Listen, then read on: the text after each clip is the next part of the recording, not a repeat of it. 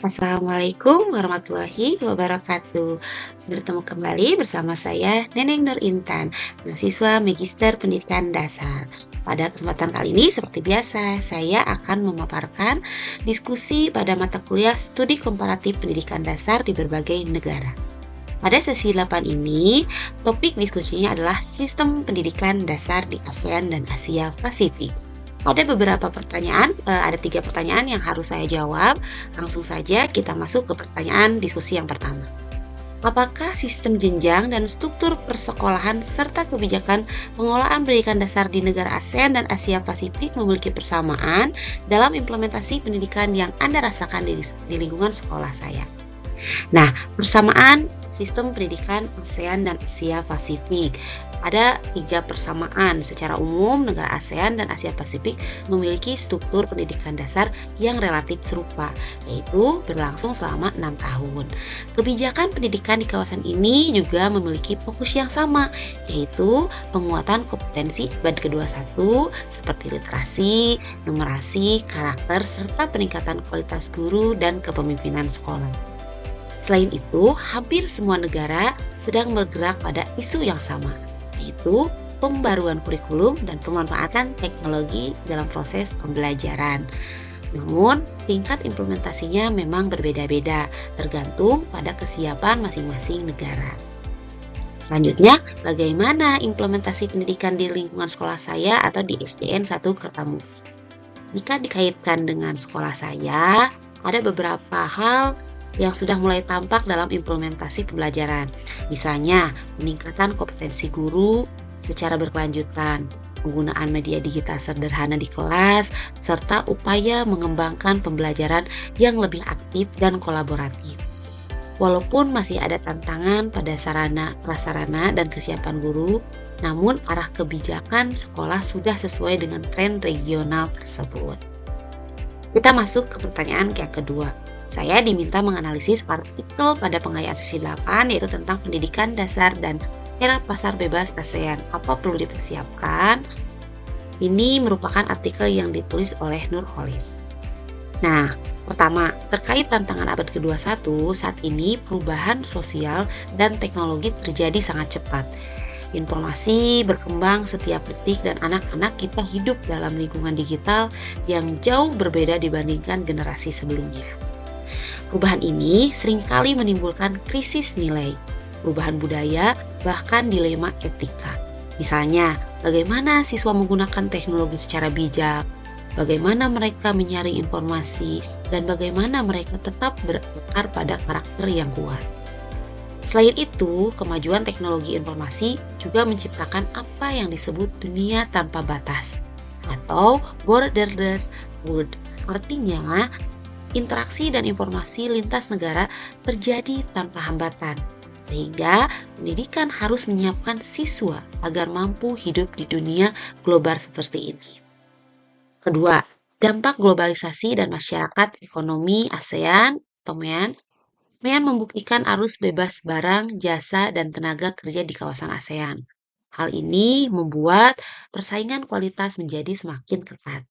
Bukan hanya antar sekolah di Indonesia, tetapi juga dengan negara tetangga. Konsekuensinya, lembaga pendidikan harus benar-benar adaptif, baik dari segi kurikulum, pembelajaran, maupun kompetensi gurunya. Lulusan Indonesia tidak lagi bersaing secara lokal, tetapi mulai bersaing langsung dengan tenaga kerja dari negara ASEAN lain, seperti Malaysia, Filipina, atau Thailand. Karena itu, kualitas pendidikan dasar menjadi sangat penting sebagai fondasi agar generasi kita mampu bertahan dan unggul dalam kompetensi regional maupun global.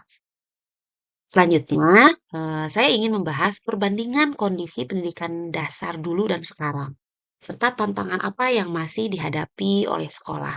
Yang pertama, mengenai pendidikan dasar dulu dan kini. Saat ini, anak-anak datang ke sekolah dengan membawa banyak sekali informasi dari media dan teknologi. Mereka belajar dari YouTube, media sosial, dan internet sejak usia sangat dini.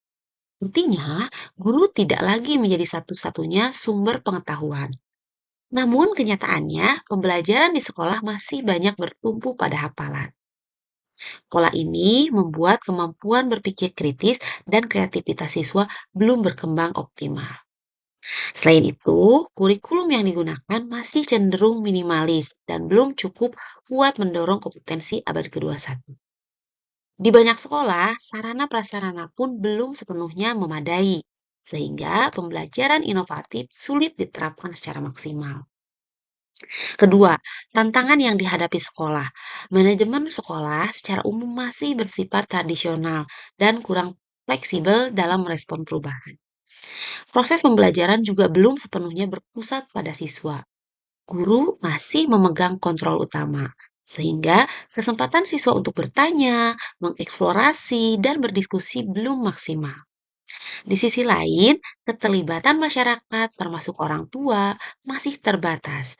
Padahal, kolaborasi antara sekolah, masyarakat sangat penting untuk mendukung perkembangan siswa dan mengatasi keterbatasan sumber daya. Jadi, dari sini terlihat bahwa pendidikan kita membutuhkan perubahan yang lebih kuat agar mampu mengikuti perkembangan zaman dan menyiapkan siswa menghadapi tantangan global. Kemudian, persiapan apa yang harus kita lakukan? Yang pertama, reorientasi visi dan kurikulum abad ke-21. Pendidikan harus membentuk manusia seutuhnya, berpikir, zikir, dan juga karsa. Selanjutnya, kurikulum harus adaptif pada era global, berbasis karakter dan kompetensi. Yang kedua, pembelajaran harus aktif dan kreatif, di mana student active learning, kolaborasi, kreativitas, dan juga pemecahan masalah, memadukan antara teori, praktik, dan penguatan pengalaman nyata. Selanjutnya, yang harus dipersiapkan, yang ketiga adalah penguatan SDM dan manajemen sekolah. Pemimpin yang visioner, guru yang profesional, dan juga sumber daya manusia yang adaptif. Manajemen berbasis kolaboratif, partisipasi, dan juga keterlibatan masyarakat. Nah, untuk yang ketiga, saya diminta untuk menganalisis isi utama video Introduction to ASEAN Education. Yang pertama, isi dari video tersebut adalah ASEAN menekankan akses pendidikan yang inklusif, berkualitas, dan merata untuk seluruh negara anggota. Kemudian yang kedua, pendidikan berperan sebagai fondasi membangun SDM agar mampu menghadapi tantangan global dan kompetensi kawasan. Yang ketiga, fokus pada kolaborasi regional, mobilitas mahasiswa atau tenaga pendidik, dan peningkatan standar pendidikan. Dan yang terakhir, upaya harmonisasi kebijakan pendidikan lintas negara ASEAN untuk mencapai ASEAN Socio-Cultural Community. Nah, materi pada video apa kaitannya dengan modul 6? Ini tentunya saling menguatkan. Modul menjelaskan struktur dan kebijakan pendidikan tiap negara secara rinci. Sementara video menyoroti kolaborasi regional ASEAN. Keduanya menekankan pentingnya peningkatan kualitas pembelajaran dan relevansi kurikulum agar generasi muda siap menghadapi dunia global. Sebagai penutup, ada beberapa poin penting yang bisa kita tarik. Kita perlu terus meningkatkan kemampuan teknologi dalam pembelajaran. Pembelajaran harus lebih aktif, kreatif, dan berpusat pada siswa. Guru juga perlu terus mengembangkan diri melalui pelatihan dan refleksi praktik. Yang tidak kalah penting adalah menyeimbangkan antara pendidikan karakter dengan kompetensi global agar siswa kompetitif namun tetap beretika. Sekian yang dapat saya sampaikan. Mohon maaf apabila masih banyak kekurangan. Terima kasih. Wassalamualaikum warahmatullahi wabarakatuh.